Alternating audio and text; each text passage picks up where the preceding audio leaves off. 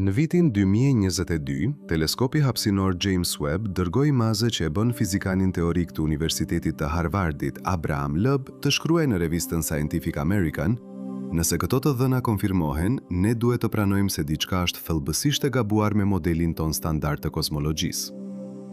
Ky ishte një pohim i jashtëzakonshëm nga një shkencëtar që kishte kaluar 4 dekada duke studiuar formimin e galaktikave. Por ai nuk ishte i vetmi. Në dhjetor të njëjtit vit, astrofizikani Joel Leja nga Universiteti Pennsylvania tha për gazetën The Guardian: "Këto galaktika nuk duhet të ekzistojnë. Sipas çdo modeli që kemi, ato janë të pamundura." Dhe këtu është pjesa që duhet ju bëjë të ndaleni për një moment. Këto nuk ishin shkencëtar të marginalizuar me teori të çuditshme. Këta ishin ekspert kryesor në fushat e tyre, duke shikuar të dhëna nga instrumenti më i avancuar që njerëzimi ka ndërtuar ndonjëherë, dhe duke thënë se realiteti që po shihnin nuk përputhej me gjithçka që mendonim se e kuptonim për universin. Tani, ndërsa po lexoni këto fjalë, fotone që kanë udhëtuar për 13 miliardë 500 milion vjet po bien në retinën tuaj.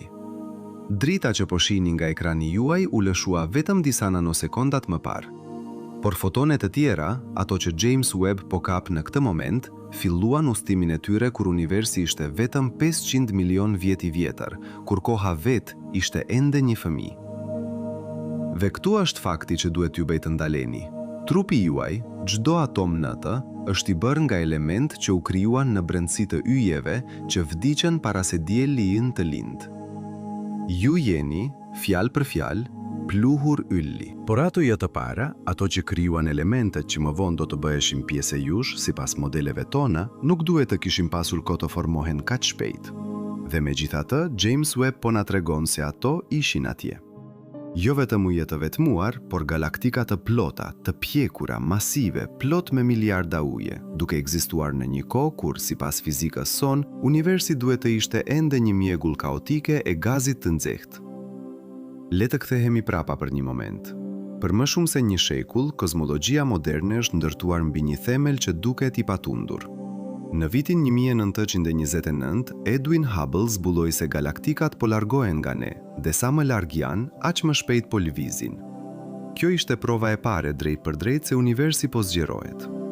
Në vitet 60, Arno Penzias dhe Robert Wilson zbuluan rrezatimin kozmik të sfondit, një shkëlqim i dobët i mikrovalve që mbush çdo centimetër të hapësirës, një jehon e shpërtimit të madh. Dhe në vitet 90, vëzhgjimet e supernovave të largëta zbuluan se zgjerimi i universit po përshpejtohet, duke na detyruar të shpiknim energjinë e errët, një forcë misterioze që përbën 68% të gjithçkaje që ekziston. Të gjitha këto zbulime u përpunuan në atë që e quajmë modeli standard i kozmologjisë, ose më teknikisht, modeli Lambda CDM. Ky model ka parashikuar me saktësi të mahnitshme gjithçka nga bolloku i elementeve të lehta deri te struktura e madhe e universit.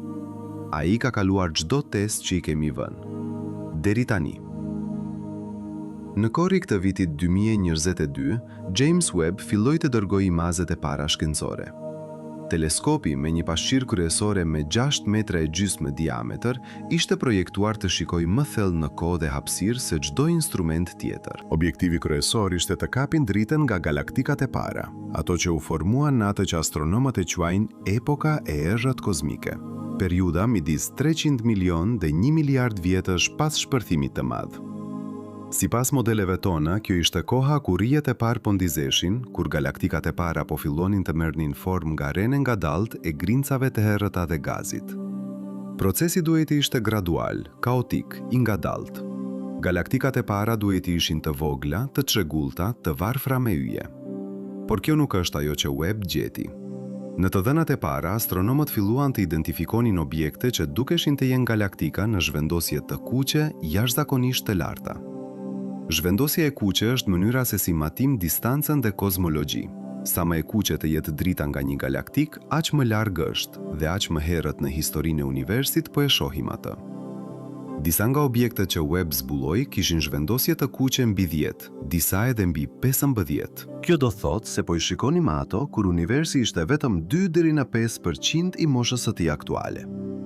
Dhe këtu filloi problemi. Këto galaktika nuk ishin foshnja kozmike.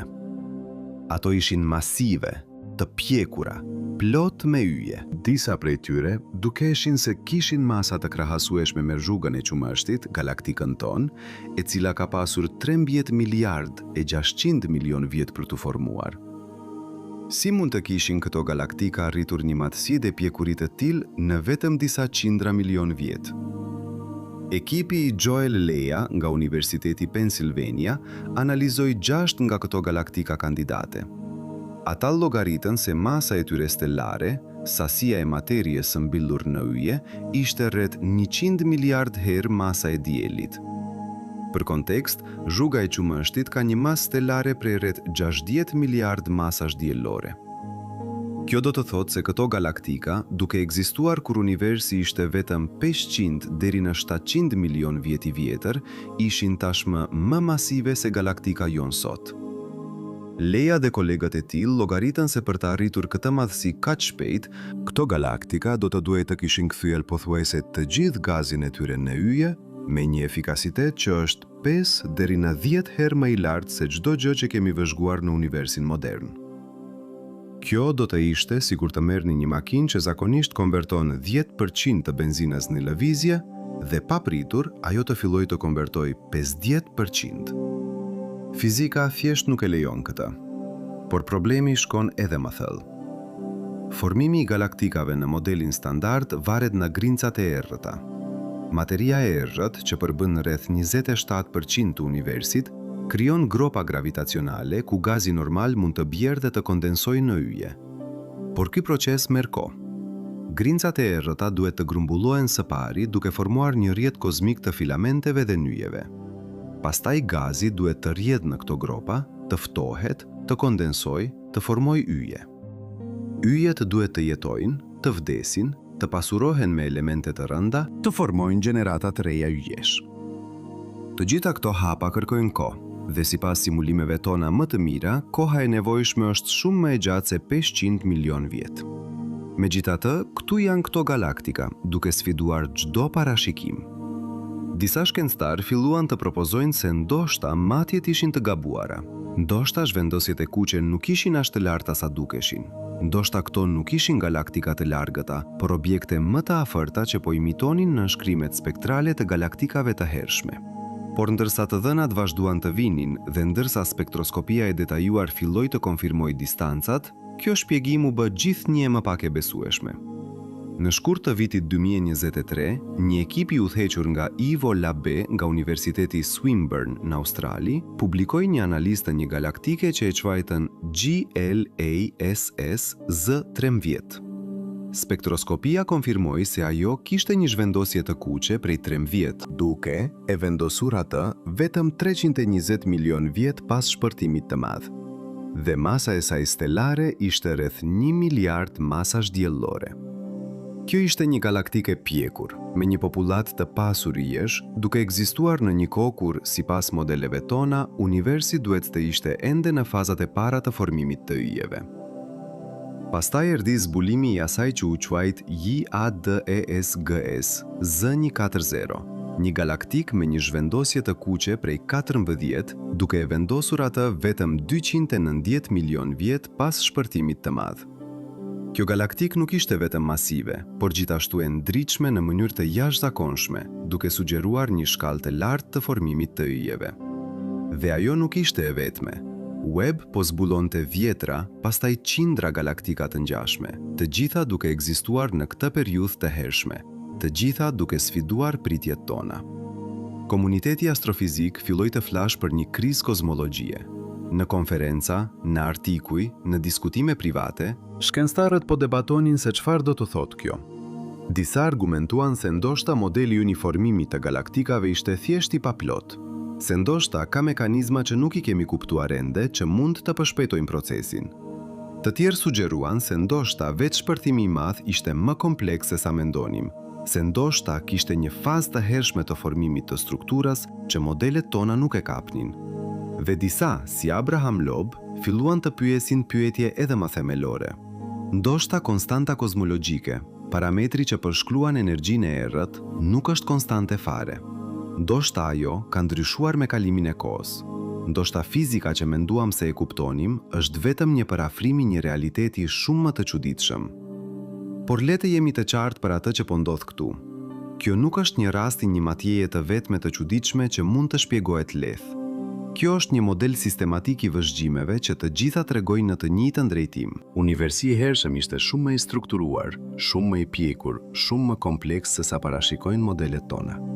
Dhe sa më shumë të dhëna që marrim nga web, aq më i fortë bëhet ky model. Në nëntor të vitit 2023, një studim i publikuar në revistën Nature raportoi zbulimin e më shumë se 15 galaktika masive në zhvendosje të kuqe midis 5 dhe 9, të gjitha me masa stelare që të i kalojnë 10 miliard masash diellore. Këto galaktika po ekzistonin kur universi ishte vetëm 1 deri në 2 miliard vjet i vjetër dhe ato tashmë kishin formuar shumicën e yjeve të tyre. Shkalla e formimit të yjeve që kjo kërkon është thjesht e papajtueshme me modelin standard. Dhe këtu është pjesa që duhet ju bëj të ndaleni dhe të mendoni. Ne nuk po flasim për një gabim të vogël në llogaritjet tona. Ne po flasim për një mospërputhje themelore midis teorisë dhe vëzhgjimit. Modeli Lambda CDM, që ka qenë shtyllë e kozmologjisë moderne për dekada, që ka parashikuar me saktësi rrezatimin kozmik të sfondit, që ka shpjeguar strukturën e madhe të universit, që ka kaluar çdo test që i kemi vënë, tani po dështon në testin më themelor të të gjithave. A mund të shpjegoj atë që po shohim? Disa fizikan po fillojnë të propozojnë zgjidhje radikale. Një ide është se ndoshta grincat e errëta nuk janë as të ftohta sa kemi menduar. Në modelin standard, grincat e errëta janë të ftohta, që do të thotë se ato lëvizin ngadalë dhe grumbullohen gradualisht. Por ndoshta ka një komponent i grincave të errëta që është i ngjethë ose i ngrohtë, që lëviz në shpejt dhe mund të formojë struktura më shpejt. Një ide tjetër është se ndoshta ka pasur një periudhë të hershme të formimit të yjeve që ne nuk e kemi marrë parasysh. Ndoshta yje shumë masiv që jetuan dhe vdiqen shpejt, duke pasuruar universin me elemente të rënda dhe duke përshpejtuar formimin e galaktikave. Ose ndoshta, dhe kjo është propozimi më radikal, ndoshta vetë graviteti sillet ndryshe në shkallë kozmike se sa mendonim. Ndoshta, relativiteti i përgjithshëm i Einsteinit, që ka qenë themeli i kozmologjisë për më shumë se një shekull, ka nevojë për modifikim. Por këtu është e vërteta e vështirë. Asnjë nga këto propozime nuk është e kënaqshme plotësisht. Secila prej tyre kërkon që ne të heqim dorë nga diçka që menduam se e kuptonim, dhe secila prej tyre krijon probleme të reja ndërsa zgjidh problemin e galaktikave të hershme. Nëse grimcat e errëta janë të ngrohta, atëherë pse nuk shohim efektet e tyre në universin modern? Nëse kishte një popullat të hershme të yjeve masiv, ku janë mbetjet e tyre?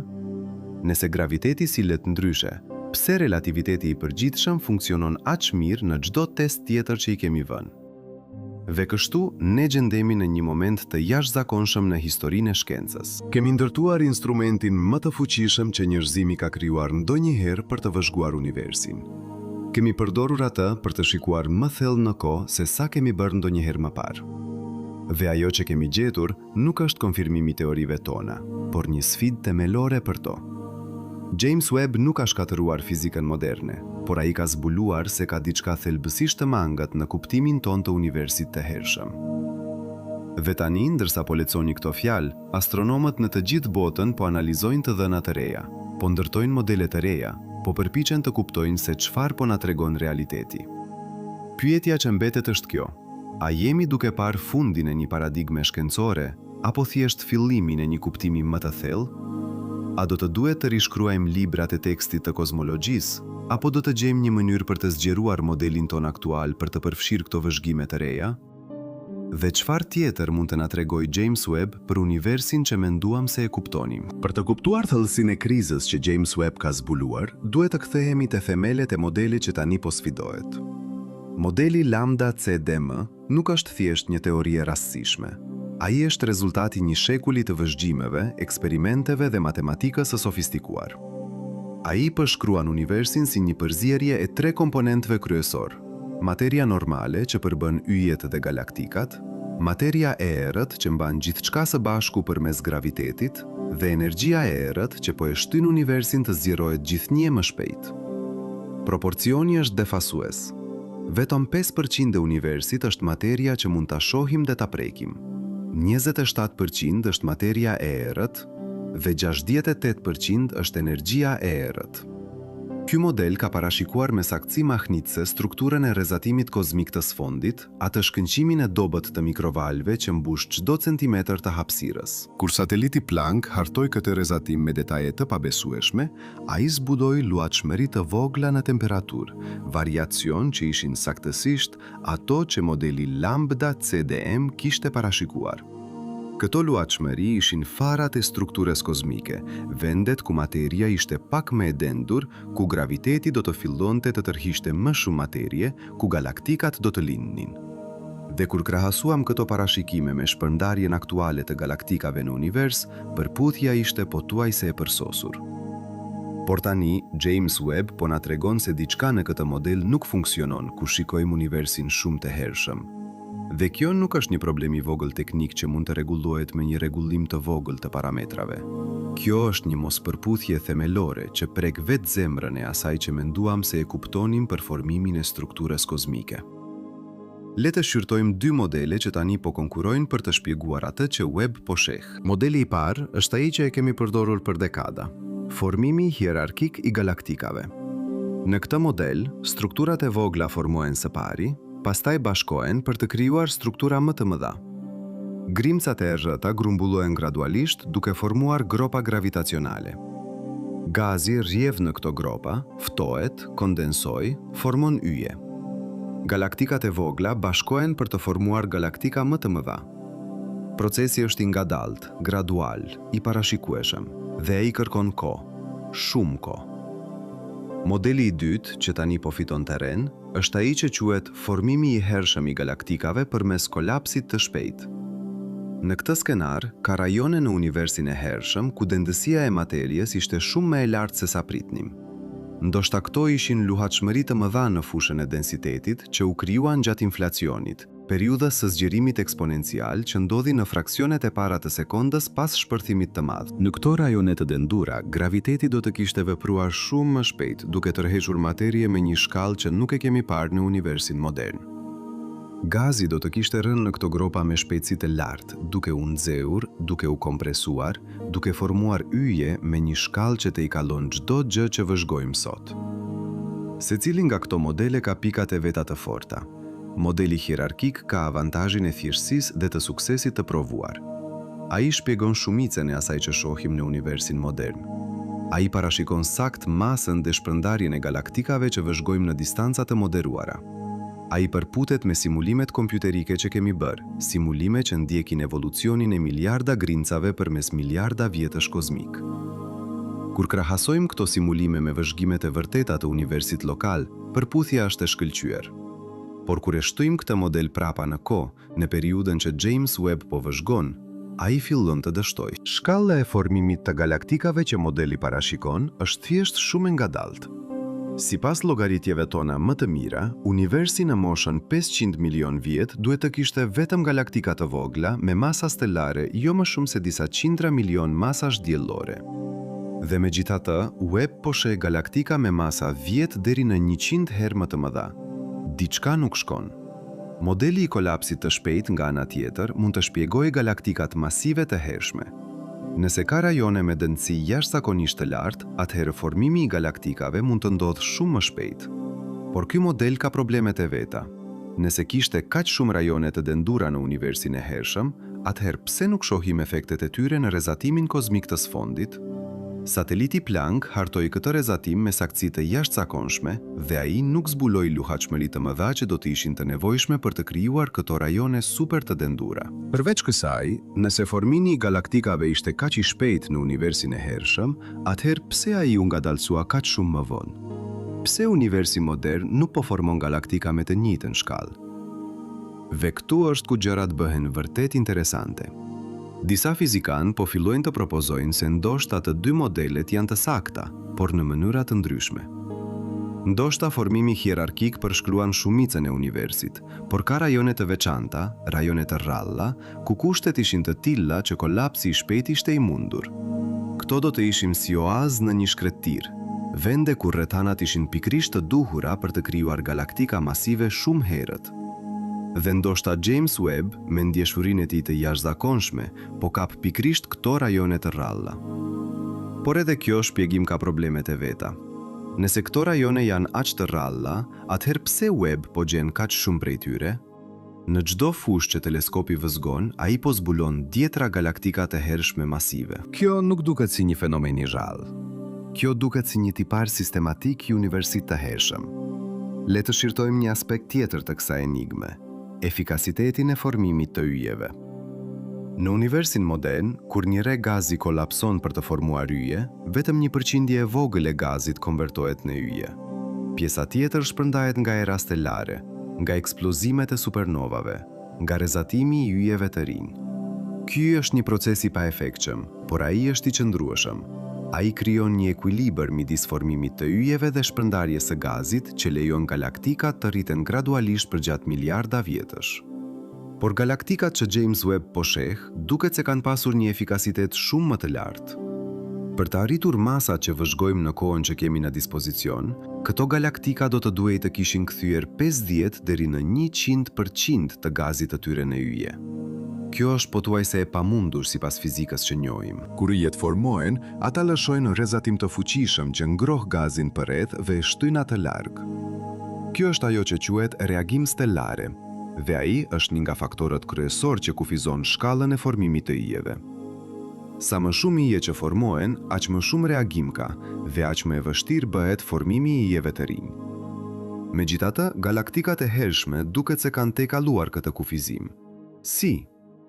Një mundësi është se yjet e parë ishin shumë të ndryshëm nga yjet që shohim sot. Në universin e hershëm nuk ishte elemente të rënda, të gjithë gazit ishte hidrogjeni dhe heliumi që u krijuan në shpërtimin e madh. Pa elemente të rënda që veprojnë si ftohës në ren e gazit, yjet e parë mund të kenë qenë shumë më masiv se yjet modern. Ndërsa dielli ynë ka një masë prej një mase diellore, yjet e parë mund të kenë pasur masa prej 100 deri në 300 masa diellore. Yje kaq masiv do të jetonin jetë shumë të shkurtra, vetëm disa milion vjet, dhe pastaj do të shpërthënin si supernova ose do të kolapsonin drejt për drejt në vrima të zeza. Por gjatë jetës së tyre të shkurtër, ato do të lëshonin sasi të jashtëzakonshme rrezatimi. Dhe kur vdisnin, ato do të pasuronin universin me elementet e para të rënda, duke krijuar kushtet për gjeneratën e ardhshme të yjeve. Kjo do të ishte një cikël i shpejt i lindjes dhe vdekjes stelare, një proces që mund të kishte ndërtuar galaktika masive në një kohë shumë më të shkurtër se sa modelet tona standarde parashikojnë. Por edhe kjo skenar ka problemet e veta. Nëse yjet e parë ishin kaq masiv, atëherë ata do të kishin lënë pas vrima të zeza masive. Dhe ne duhet të shohim këto vrima të zeza në qendrat e galaktikave të hershme. Dhe në fakt, James Webb ka zbuluar disa vrima të zeza supermasive në universin e hershëm. Vrima me masa prej miliona ose miliarda masash diellore, duke ekzistuar kur universi ishte vetëm disa qindra milion vjet i vjetër. Kjo është një tjetër enigmë, sepse nuk e dim se si vrima të zeza kaq masive mund të rriten kaq shpejt. Vrimat e zeza rriten duke gëlltitur materie nga rrethinat e tyre, por ka një kufizim në shpejtësinë me të cilën ato mund të rriten, i quajtur kufiri i Eddingtonit. Kur një vrim e zezë gëlltit materie, ajo materie nxehet dhe lëshon rrezatim. Ky rrezatim krijon një shtys që kundërshton tërheqjen gravitacionale të vrimës së zezë. Nëse vrima e zezë përpiqet të gëlltisë materie shumë shpejt, shtysja e rrezatimit bëhet aq e fortë sa ndalon materien të rrjedhë më tej. Kjo vendos një kufizim natyror në shpejtësinë e rritjes. Sipas llogaritjeve tona, një vrim e zezë që fillon me një masë prej 100 masash diellore, masa e një yli masiv, do të duhej rreth 1 miliard vjet për të rritur në një masë prej 1 miliard masash diellore, edhe nëse ajo po gëlltit materie me shkallën maksimale të lejuar nga kufiri i Eddingtonit. Por James Webb po sheh vrima të zeza me masa prej miliarda masash diellore, kur universi ishte vetëm 500 deri në 700 milion vjet i vjetër.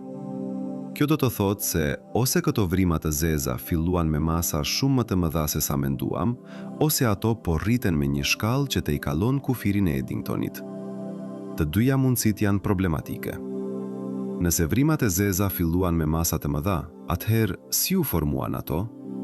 Një ide është se ato u krijuan drejt për drejt nga kolapsi i rreve masive të gazit pa kaluar në përfazën e ilit.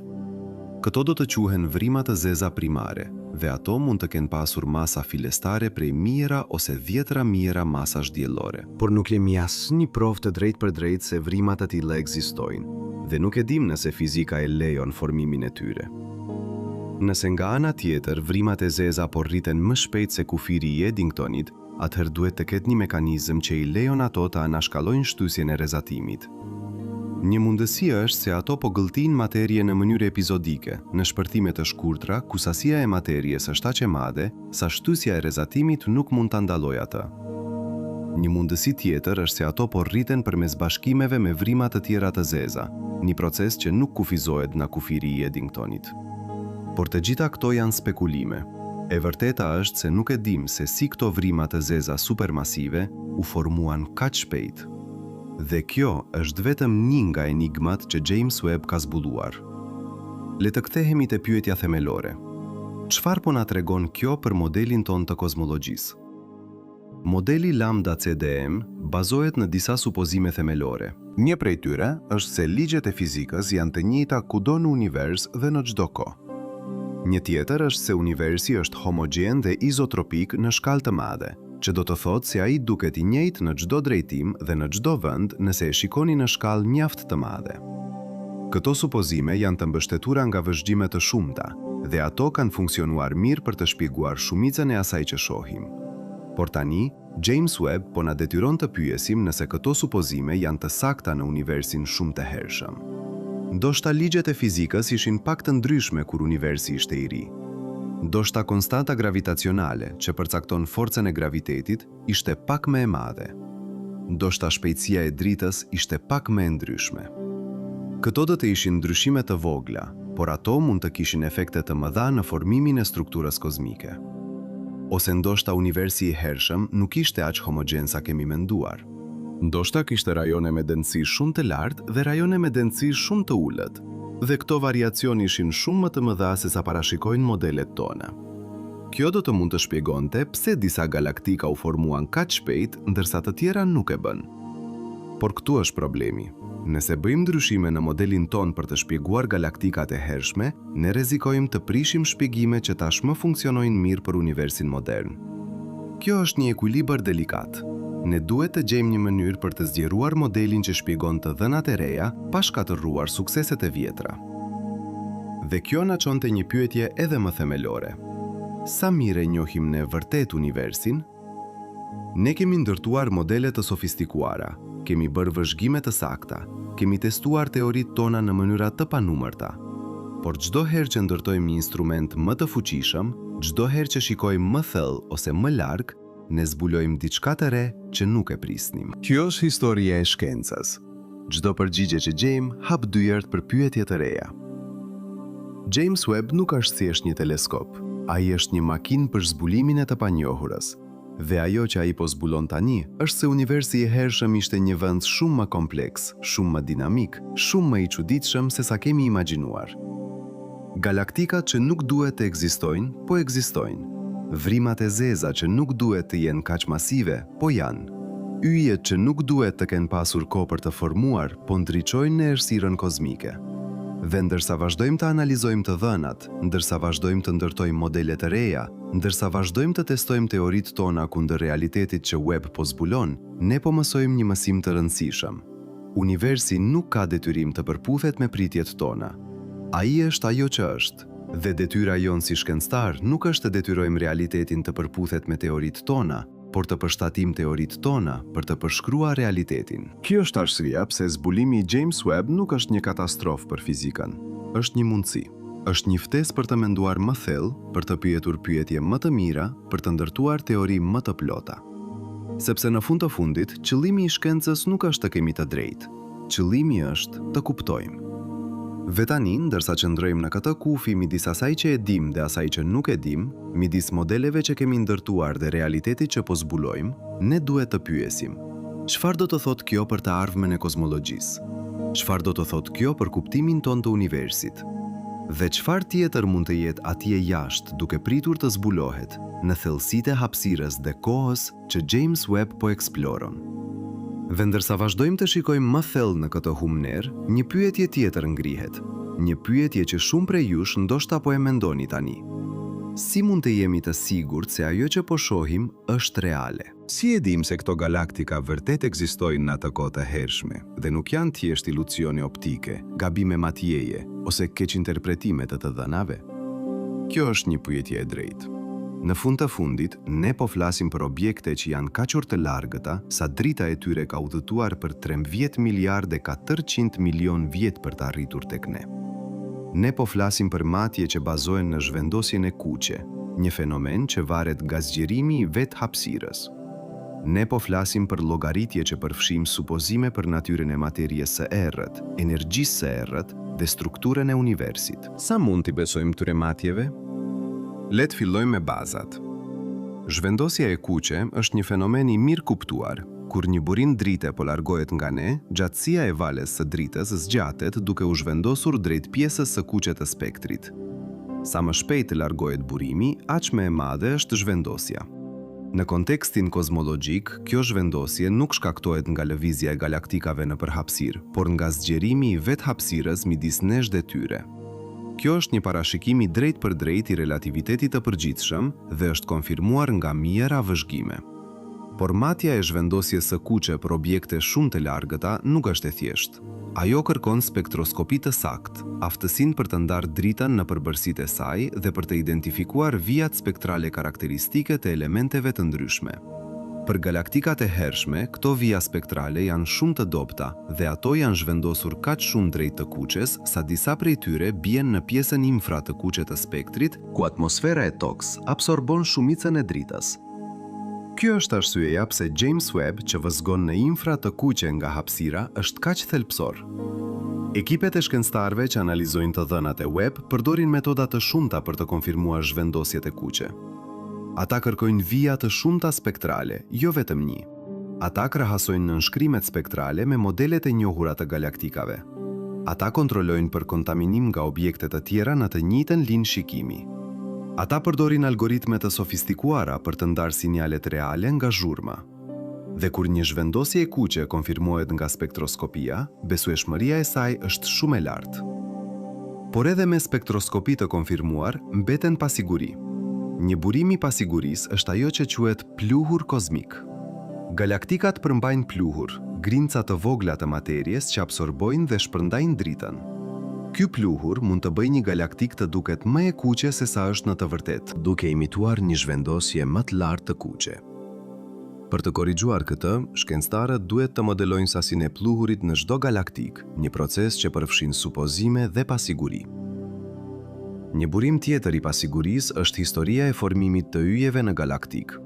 Spektri i një galaktike varet nga llojet e yjeve që ajo përmban dhe llojet e yjeve varen nga mosha e tyre dhe nga metaliciteti, sasia e elementeve më të rënda se heliumi.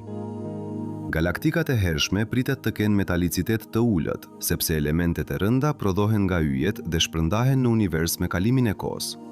Por nëse një galaktik ka formuar yje shumë shpejt, ajo mund të ketë pasuruar veten me metale më shpejt se sa prisnim. Kjo mund të ndikojë në spektrin e saj dhe në mënyrën se si interpretojmë zhvendosjen e kuqe.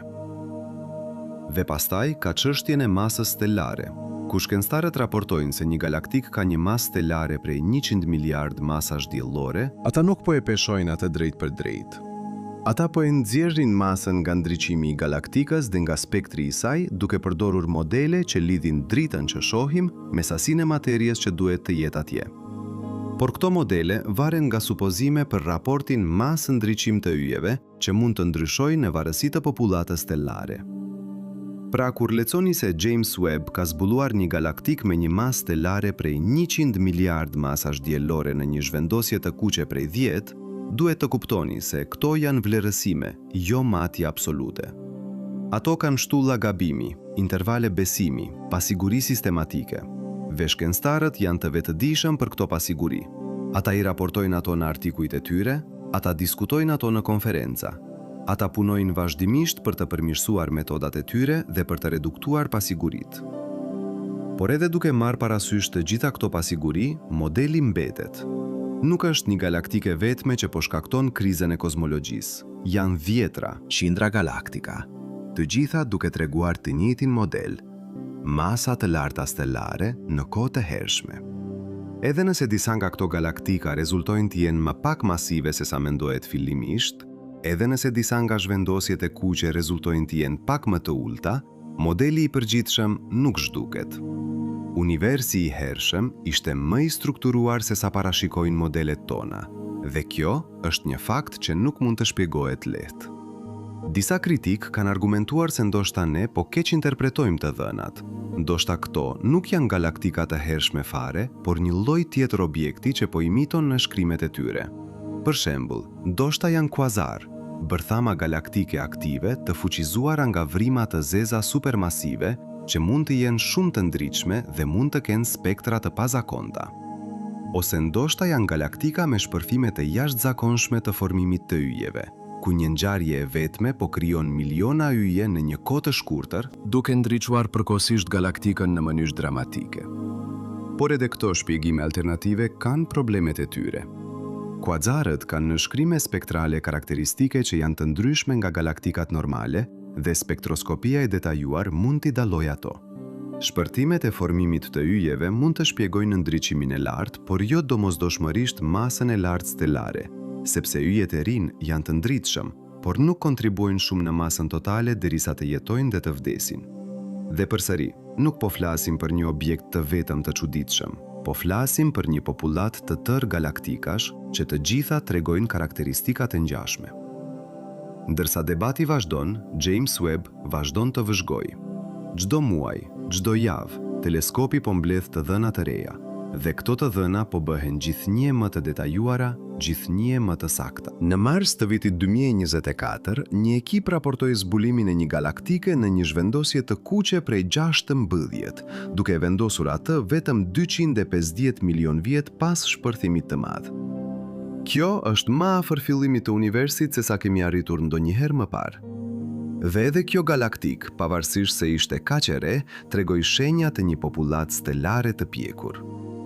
Çdo zbulim i ri po e bën enigmën më të thellë, çdo konfirmim spektroskopik po e bën krizën më reale, dhe çdo përpjekje për të shpjeguar vëzhgjimet brenda kornizës së modelit standard po haset në vështirësi të reja. Le të shqyrtojmë një aspekt tjetër të kësaj krize, çështjen e kohës kozmike. Kur themi se një galaktik ekziston 500 milion vjet pas shpërtimit të madh, ne po flasim për kohën kozmike, kohën që do të matej nga një vëzhgues që po lëviz me zgjerimin e universit. Por koha nuk është absolute në relativitetin e përgjithshëm, ajo varet nga kuadri i referencës. Për një vëzhgues që po udhëton në shpejtësi të lartë ose që ndodhet në një fushë të fortë gravitacionale, koha kalon ndryshe. Megjithatë, në shkallë kozmologjike, këto efekte janë të vogla.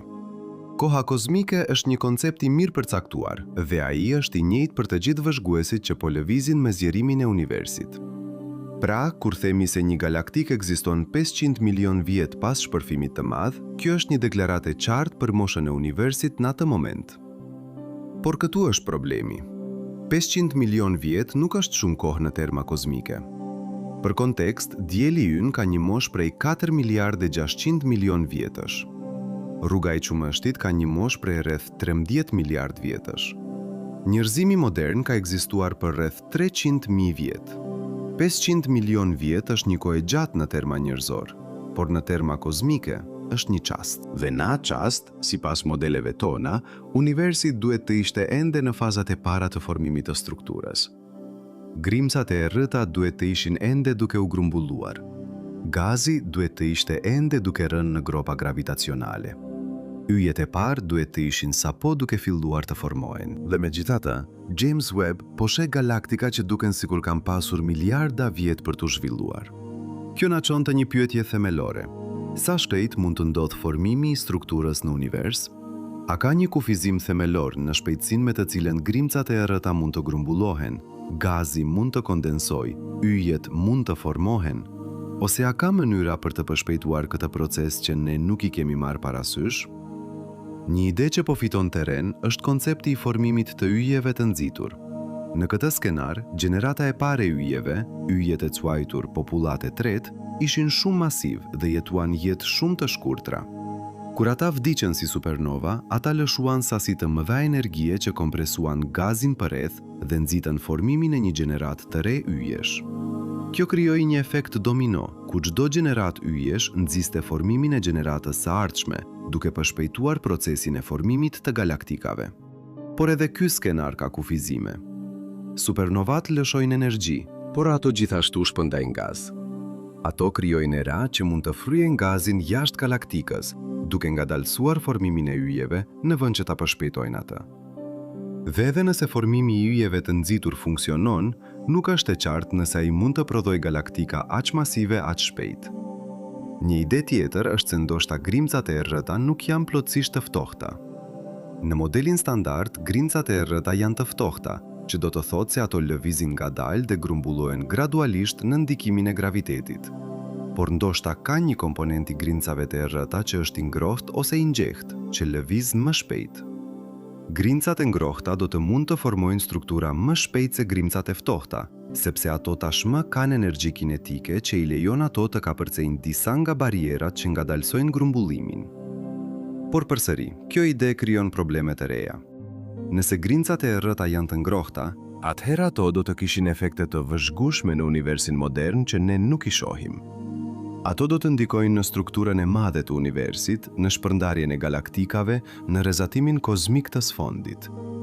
Dhe deri tani, të gjitha vëzhgimet tona janë në përputhje me grimcat e ftohta të errëta, jo me ato të ngrohta.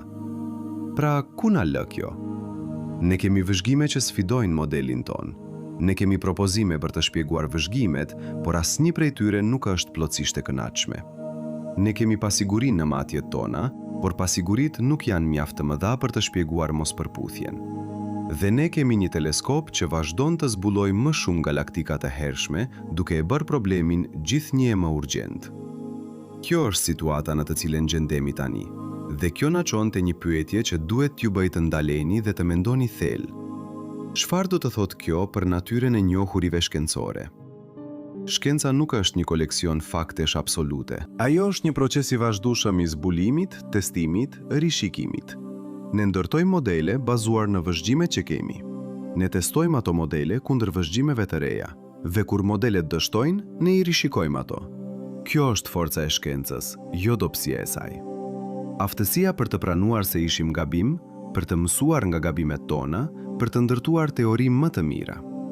Por kjo gjithashtu do të thotë se asgjë në shkencë nuk është përfundimtare. Çdo teori, sado e suksesshme, është e hapur për rishikim nëse vëzhgimet e reja e kërkojnë atë. Modeli Lambda CDM ka qenë jashtëzakonisht i suksesshëm.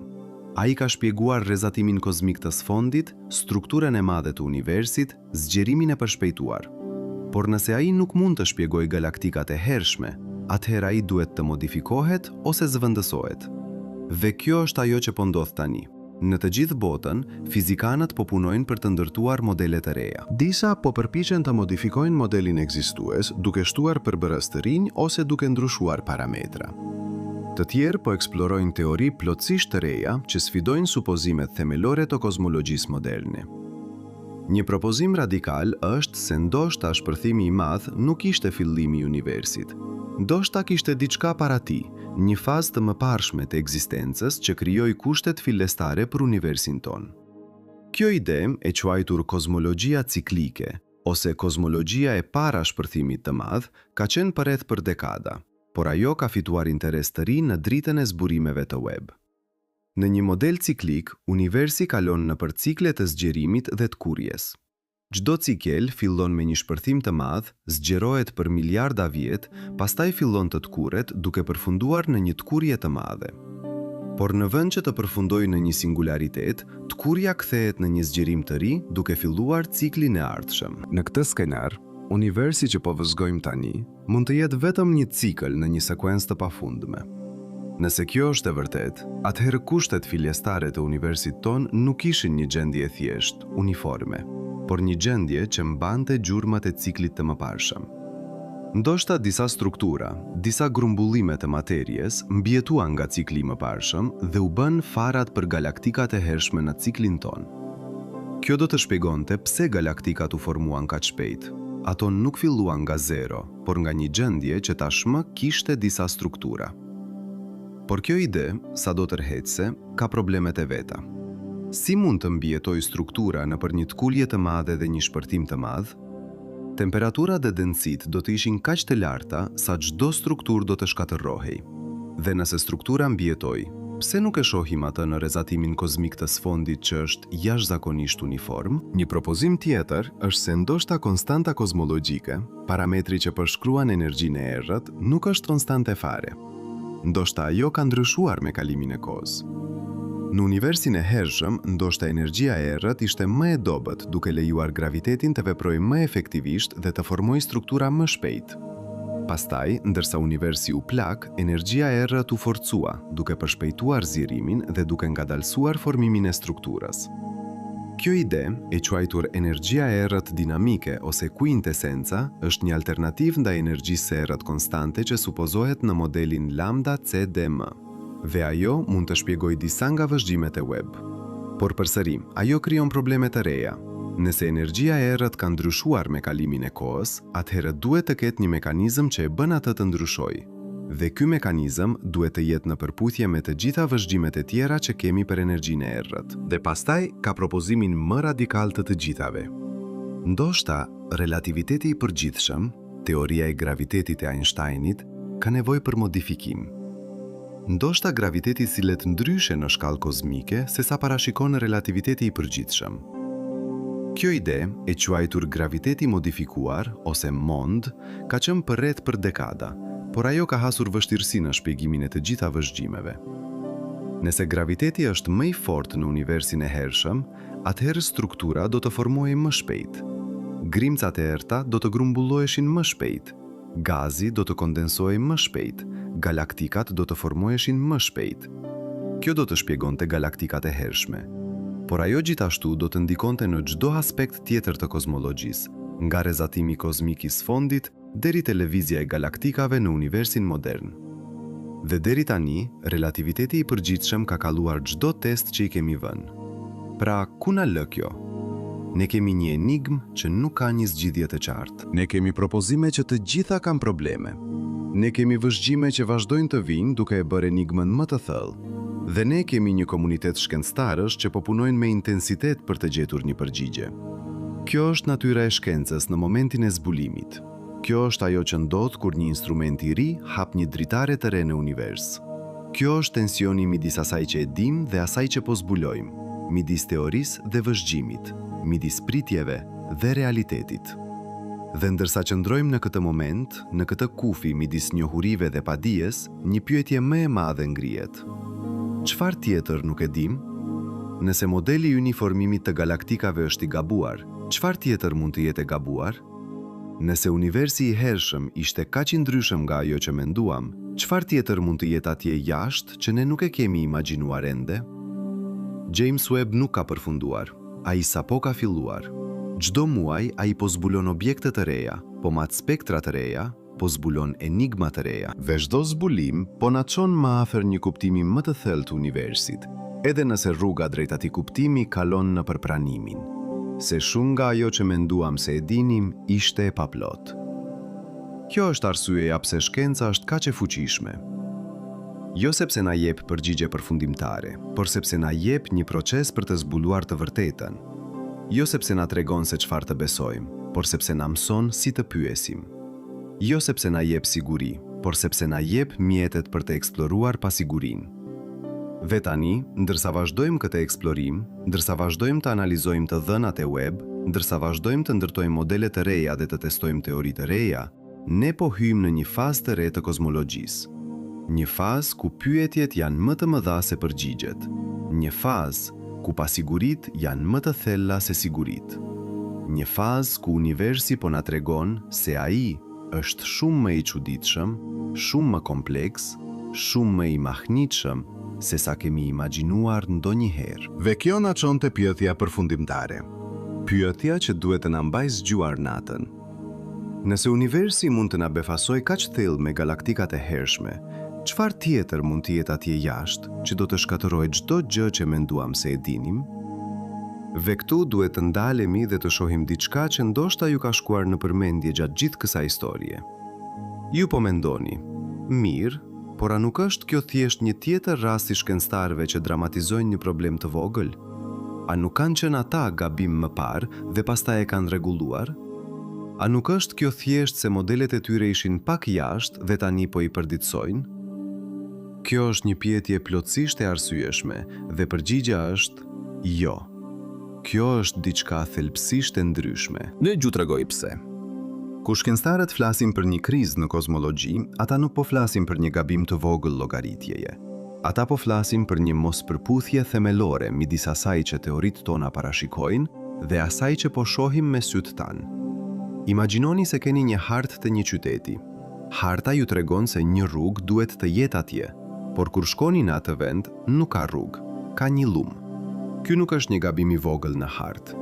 Kjo do të thotë se diçka themelore në mënyrën se si u ndërtua harta ishte e gabuar.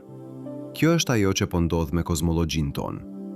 Modeli lambda CDM nuk është thjesht një grup ekuacionesh që mund të rregullohen lehtë. Ai është një strukturë tërë e kuptimit e ndërtuar mbi dekada të vëzhgjimeve, eksperimenteve, teorisë.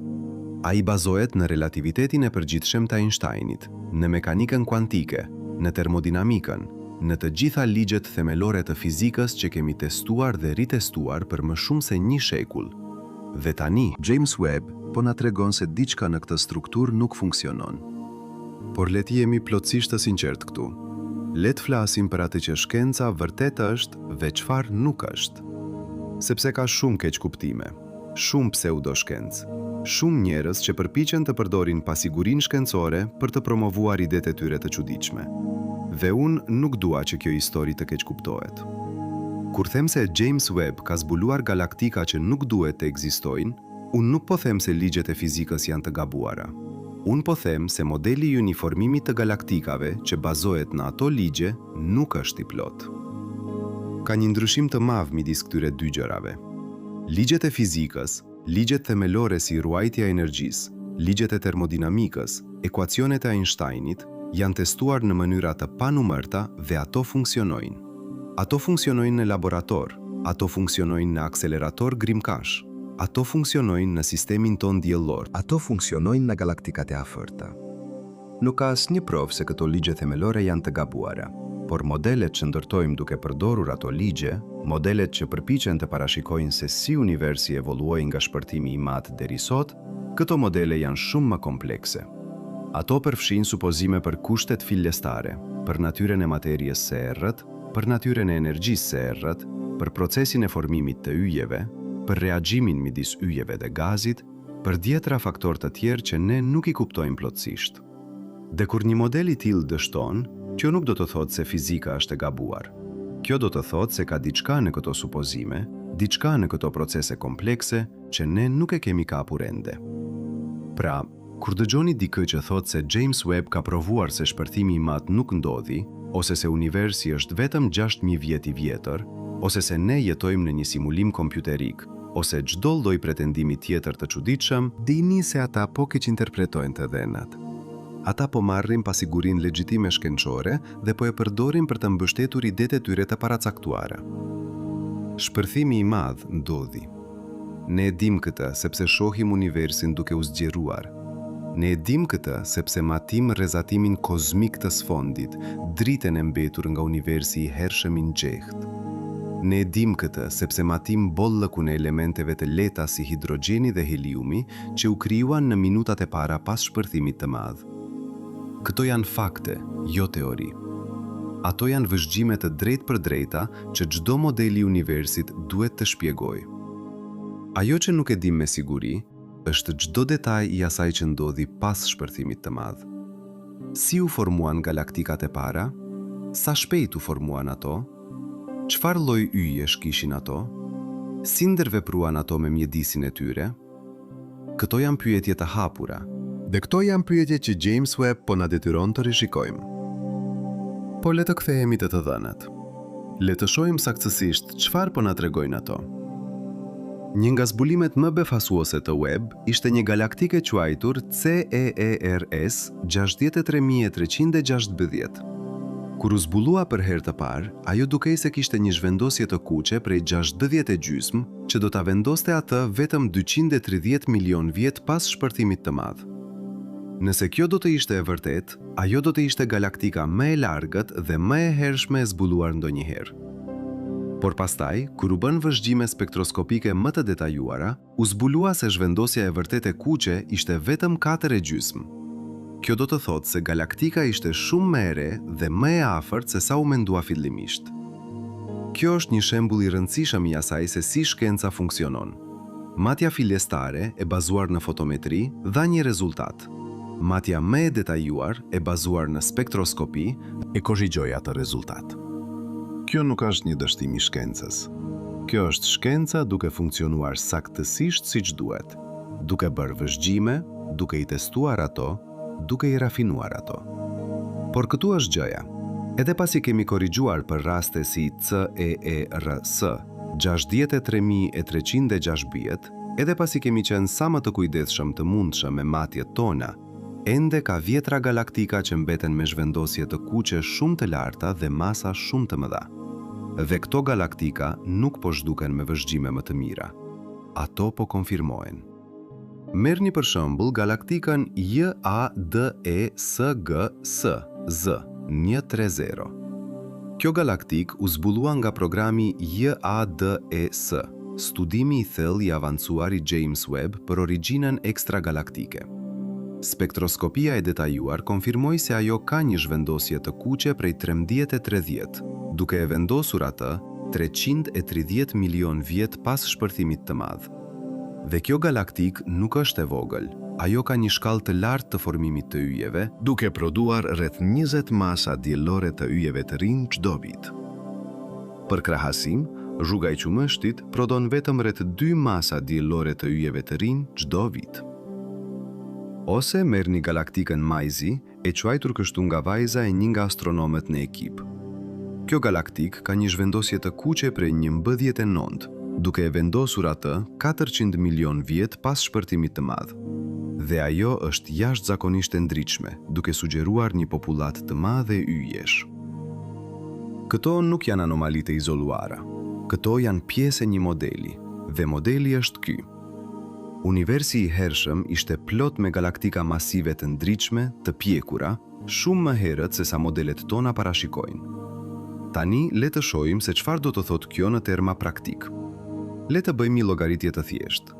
Nëse një galaktik ka një masë stelare prej 10 miliard masash diellore dhe ajo ekziston 500 milion vjet pas shpërtimit të madh, atëherë shkalla mesatare e formimit të yjeve duhet të ketë qenë 20 masa diellore për vit. Por kjo është shkalla mesatare. Në realitet, formimi i yjeve nuk është konstant. Ai ka shpërthime dhe periudha të qeta. Pra, në disa momente, shkalla mund të ketë qenë shumë më e lartë, ndoshta 100 ose 200 masa diellore për vit. Por këtu është problemi. Kur yjet formohen me një shkallë kaq të lartë, ata lëshojnë sasi të mëdha energjie. Kjo energji ngroh gazin përreth, krijon era, shpërndan materien. Kjo është ajo që quhet reagim stelare, dhe ai është një nga faktorët kryesor që rregullon formimin e yjeve në galaktikat moderne. Sa më shumë yje që formohen, aq më shumë reagim ka dhe aq më e vështirë bëhet formimi i yjeve të rinj. Pra, si mund të kenë këto galaktika të hershme mbajtur një shkallë kaq të lartë të formimit të yjeve për aq kohë? Si mund të kenë ato shmangur reagimin që duhet t'i kishte ndaluar? Një mundësi është se gazi në universin e hershëm ishte më i dendur se sa në universin modern. Nëse gazi është më i dendur, atëherë graviteti mund të kapërcej reagimin më lehtë. Gazi mund të vazhdojë të rrjedhë në galaktik edhe në pranitë e errave stelare. Kjo do të lejonte formimin e yjeve të vazhdojë me një shkallë të lartë për një periudhë më të gjatë. Por edhe kjo ka kufizime. Dendësia e gazit në universin e hershëm përcaktohet nga dendësia totale e materjes, që përcaktohet nga parametrat kozmologjik që kemi matur me saktësi të lartë nga rrezatimi kozmik i sfondit. Nuk ka shumë hapësirë për lëvizje këtu. Nuk mund të rrisim dendësinë e gazit pa ndryshuar parametrat të tjerë që tashmë i dim me saktësi. Një mundësi tjetër është se ndoshta formimi i yjeve në universin e hershëm ishte thelbësisht i ndryshëm nga formimi i yjeve sot. Ndoshta yjet e parë u formuan në mënyrë më efikase, duke kthyer një përqindje më të madhe të gazit në yje. Ndoshta ata kishin një shpërndarje të ndryshme të masave, me më shumë yje masiv që jetonin jetë të shkurtra dhe lëshonin shumë energji. Por përsëri, kjo krijon probleme. Nëse yjet e parë ishin shumë masiv, atëherë ata do të kishin jetuar vetëm disa milion vjet përpara se të vdisnin si supernova. Dhe supernovat lëshojnë energji të jashtëzakonshme që shkatërron rren e gazit përreth. Kjo do të ndalonte formimin e yjeve, jo ta nxiste atë. Pra çdo shpjegim që propozojmë duket se krijon probleme të reja. Çdo zgjidhje që ofrojmë duket se hyn në konflikt me diçka tjetër që e dim. Dhe kjo na çon te një realizim i rëndësishëm. Ndoshta problemi nuk është me një pjesë të modelit ton. Ndoshta problemi është me të gjithë kornizën. Le të mendojmë për këtë në një mënyrë të ndryshme. Le të imagjinojmë se jeni duke përpiqur të zgjidhni një puzzle. Keni vendosur shumicën e copave dhe figura po merr formë. Por pastaj merrni një copë të re dhe ajo nuk përshtatet askund. Ju e rrotulloni, e ktheni. Përpiqeni ta fusni në vende të ndryshme, por ajo thjesht nuk përshtatet.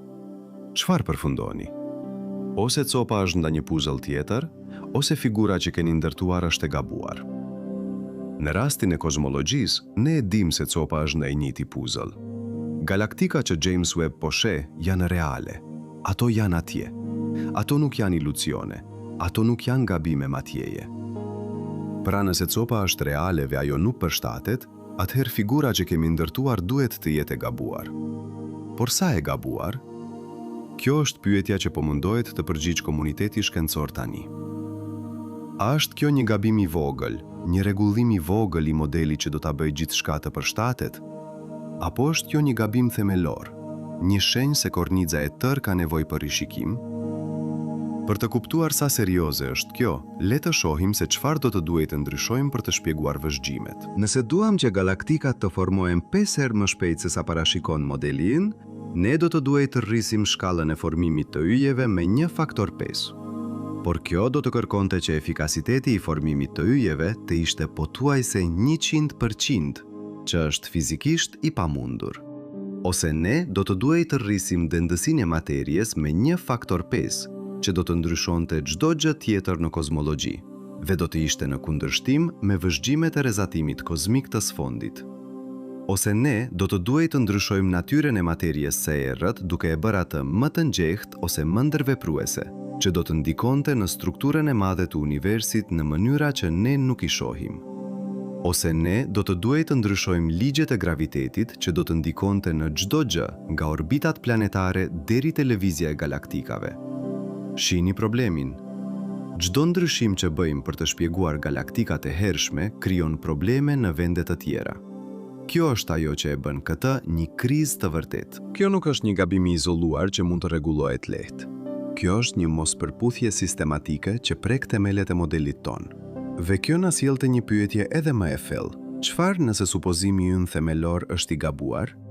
Çfarë nëse universi nuk evoluoi në mënyrën që kemi menduar? Modeli ynë standard supozon se universi filloi nga një gjendje e nxehtë, e dendur, pothuajse uniforme.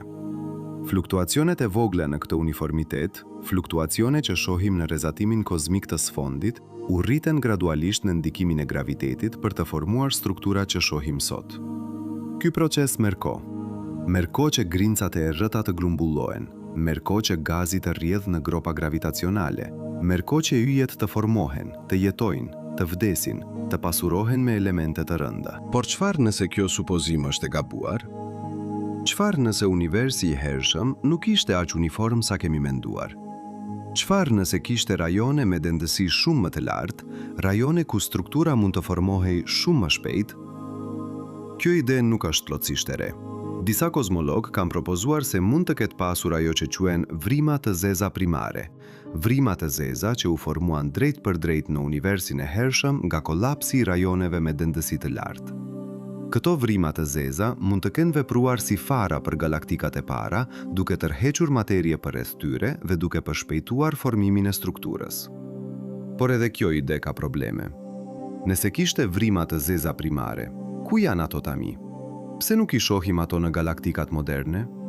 Dhe si mund të kenë ato formuar në një univers që supozohet të jetë kaq uniform? Një ide tjetër është se ndoshta kishte një fazë të inflacionit, një periudhë të zgjerimit të shpejt në universin shumë të hershëm që krijoi fluktuacione më të mëdha se sa kemi menduar. Inflacioni është tashmë pjesë e modelit standard, por ndoshta detajet e tij ishin të ndryshme nga ajo që kemi supozuar. Ndoshta ai krijoi rajone me dëndësi shumë të lartë që mund të kolapsonin në galaktika shumë më shpejt. Por përsëri, nëse ndryshojmë inflacionin, ne ndryshojmë parashikimet për rrezatimin kozmik të sfondit. Dhe rrezatimi kozmik i sfondit është matur me saktësi të jashtëzakonshme. Çdo ndryshim në inflacion duhet të jetë në përputhje me automatje. Shihni se sa e ndërlikuar është kjo. Çdo pjesë e modelit ton është e lidhur me çdo pjesë tjetër. Nuk mund të ndryshoni një gjë pa ndikuar në gjithçka tjetër.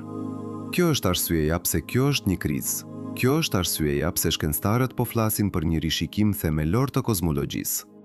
Por le të jemi të qartë, kjo nuk është fundi i shkencës. Kjo është shkenca në punë. Kjo është ajo që ndodh kur zbulohet diçka e re që nuk përshtatet me modelin ekzistues. Kjo është tensioni kreativ që çon në progres. Në historinë e shkencës ka pasur shumë momente si ky. Kur Galileo zbuloi hënat e Jupiterit, kjo sfidoi modelin geocentrik të sistemit diellor. Kur Einsteini propozoi relativitetin e përgjithshëm, kjo sfidoi fizikën newtoniane. Kur Hubble zbuloi se universi po zgjerohet, kjo sfidoi idenë e një universi statik. Çdo herë shkenca u përshtat. Çdo herë modelet u rishikuan. Çdo herë kuptimi ynë u thelua. Dhe kjo është ajo që po ndodh tani. James Webb nuk po shkatëron fizikën. Ai po na detyron ta bëjmë fizikën më të mirë. Por këtu është gjëja që duhet ju bëj të ndaleni dhe të mendoni. Sa shpesh ndodh kjo? Sa shpesh shkenca duhet të rishikojë teoritë e saj themelore? Dhe çfarë na tregon kjo për natyrën e njohurive shkencore? Përgjigjja është më shpesh se sa mendoni. Shkenca nuk është një koleksion i të vërtetave absolute. Ajo është një proces i vazhdueshëm i parafrimeve gjithnjë më të mira. Çdo teori është e saktë brenda një fushe të caktuar. Fizika newtoniane është e saktë për objektet që lëvizin ngadalë dhe nuk janë shumë masive. Relativiteti i përgjithshëm është i saktë për objektet që lëvizin shpejt ose janë shumë masive. Mekanika kuantike është e saktë për objektet shumë të vogla, por asnjë nga këto teori nuk është absolute. Secila prej tyre është një parafrim i një realiteti më të thellë që ne ende nuk e kuptojmë plotësisht. Dhe kjo është arsyeja pse zbulimi i James Webb është kaq i rëndësishëm. Ai po na tregon kufijtë e modelit ton aktual. Ai po na tregon se ka diçka më të thellë që duhet të kuptojmë.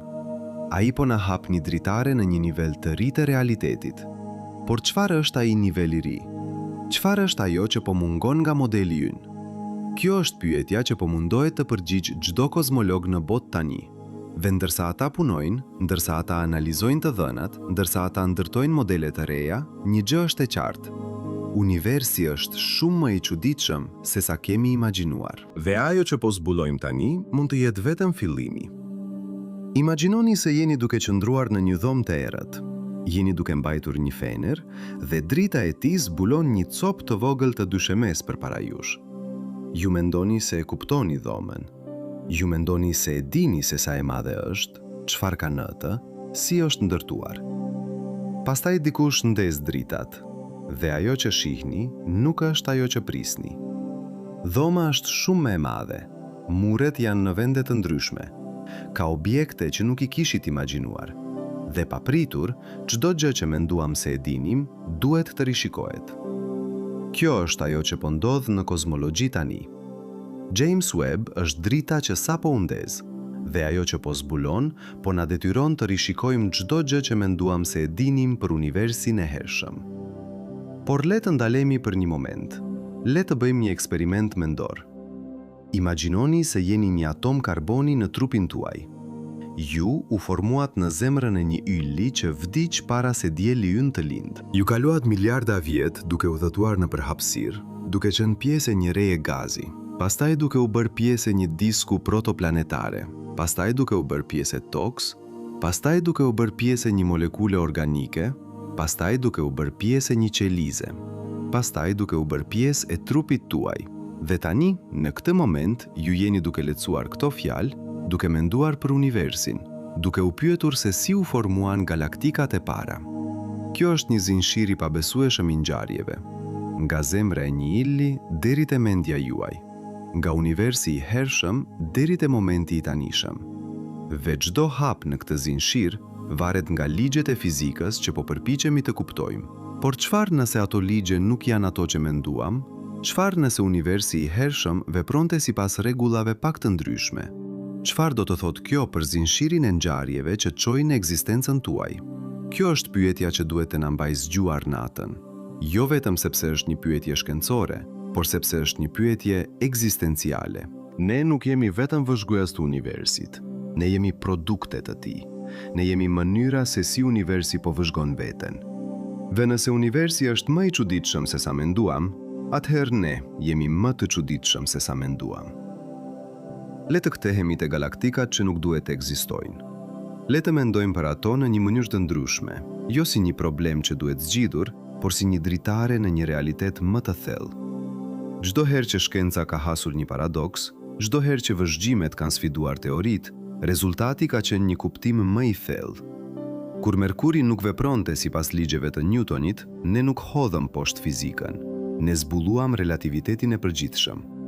Kur atomet nuk vepronin sipas fizikës klasike, ne nuk hodhëm poshtë shkencën. Ne zbuluam mekanikën kuantike.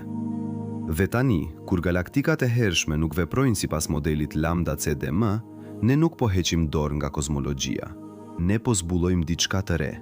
Por çfarë është ajo diçka e re? Kjo është pyetja që po mundohet të përgjigjë çdo shkencëtar tani.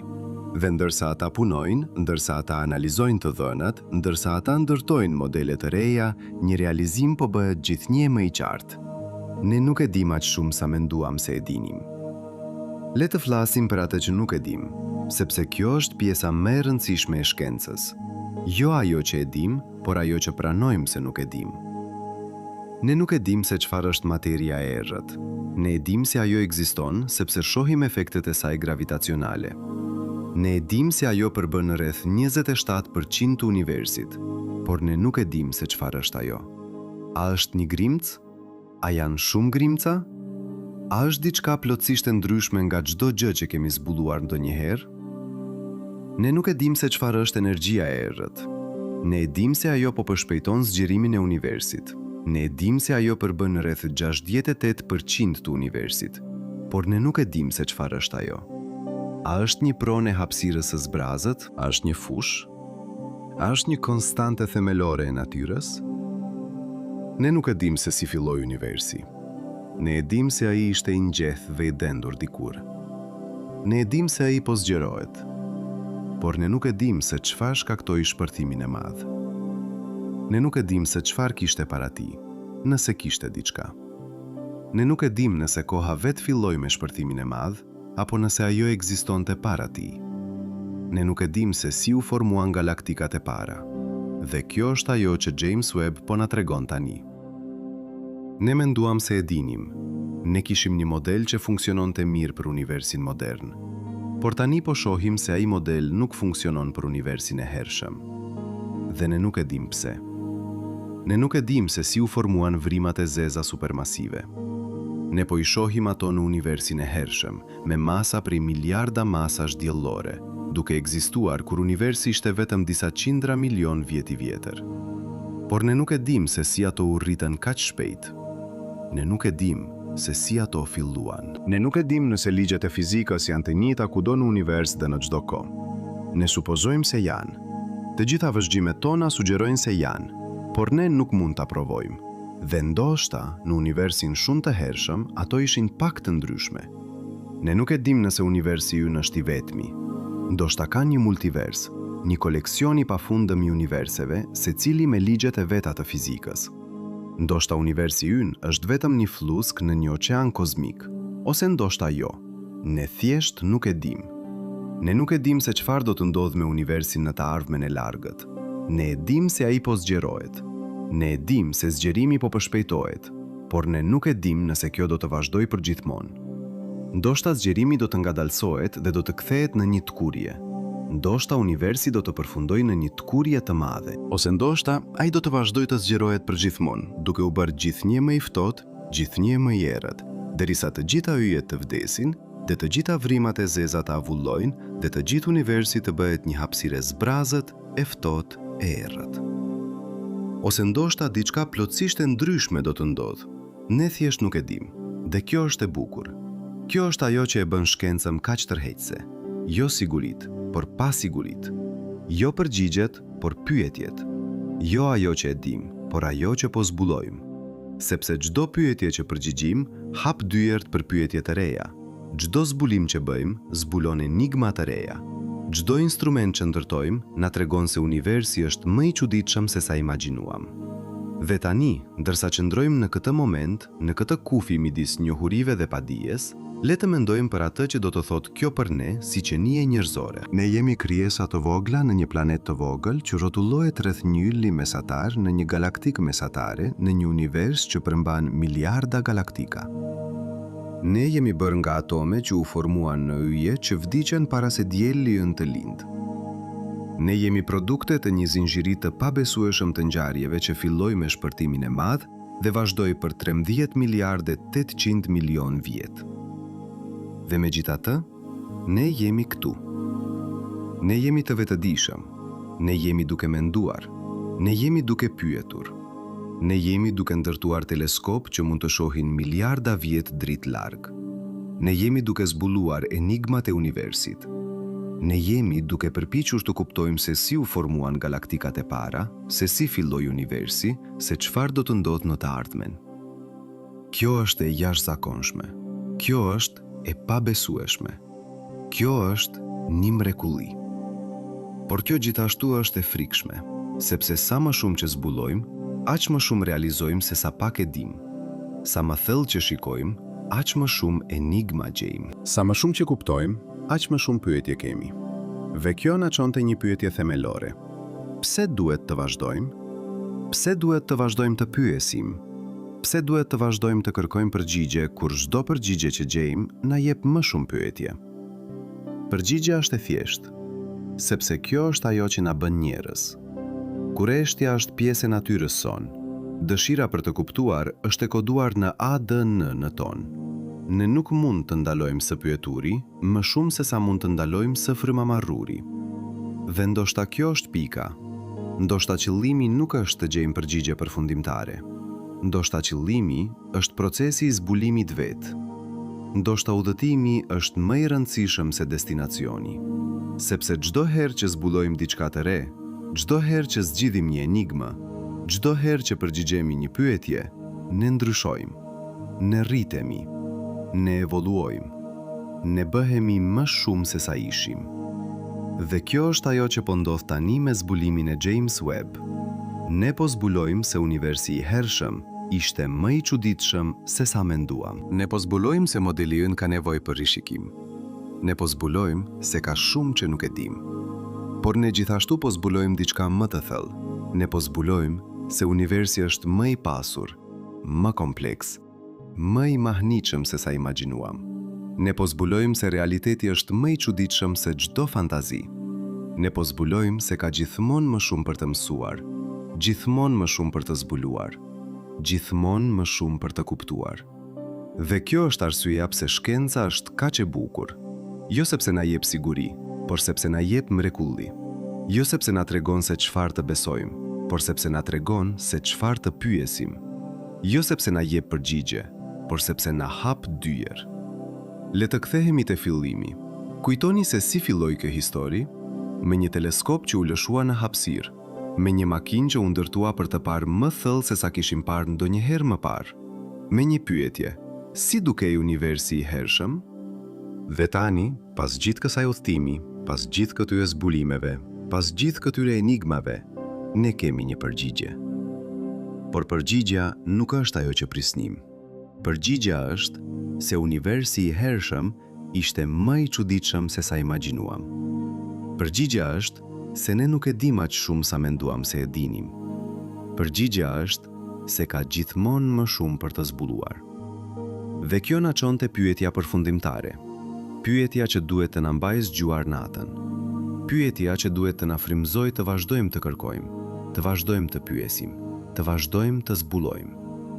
Nëse universi mund të na befasojë kaq thellë me galaktikat e hershme, nëse ai mund të sfidojë çdo model që kemi ndërtuar, Nëse ai mund të na tregojë se realiteti është më i çuditshëm se çdo teori, atëherë çfarë tjetër mund të jetë atje jashtë?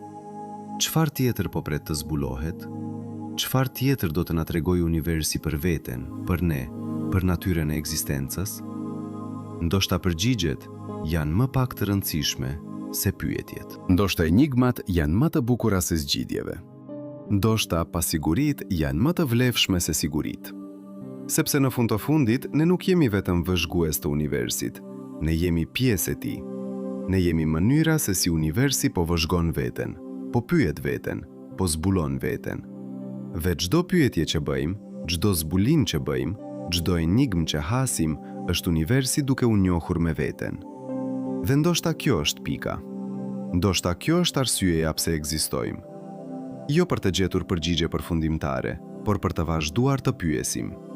Jo për të zgjidhur të gjitha enigmat, por për të zbuluar enigma të reja. Jo për të arritur në fund të njohurive, por për të kuptuar se nuk ka fund. Sepse universi është i pafund në kompleksitetin e tij, i pafund në bukurinë e tij, i pafund në enigmat e tij. Dhe ne, krijesat e vogla në këtë planet të vogël, kemi privilegjin e jashtëzakonshëm të pjesëmarrjes në këtë zbulim të pafund. James Webb nuk ka shkatëruar fizikën moderne. Ai ka hapur një dritare në një realitet më të thellë. Ai na ka treguar se universi është më i çuditshëm se sa menduam. Ai na ka dhënë enigma të reja për të zgjidhur, pyetje të reja për të bërë, zbulime të reja për të bërë. Dhe kjo është dhurata më e madhe që shkenca mund të na japë. Jo siguria, por mrekullia.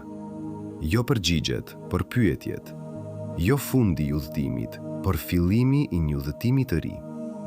Pra, ndërsa shikoni lart në qiellin e natës, ndërsa mendoni për galaktikat që janë atje jashtë, për yjet që po ndriçojnë në errësirën kozmike, për universin që po zgjerohet përreth jush, kujtoni këtë.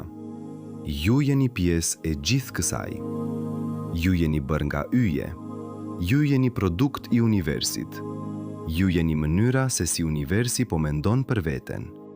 Dhe çdo pyetje që bëni, çdo mrekulli që ndjeni, çdo enigmë që hasni, është universi duke u njohur me veten, është realiteti duke u zbuluar, është ekzistenca duke u bërë e vetëdijshme. Dhe kjo është më e mahnitshme se çdo përgjigje që mund të gjejmë ndonjëherë.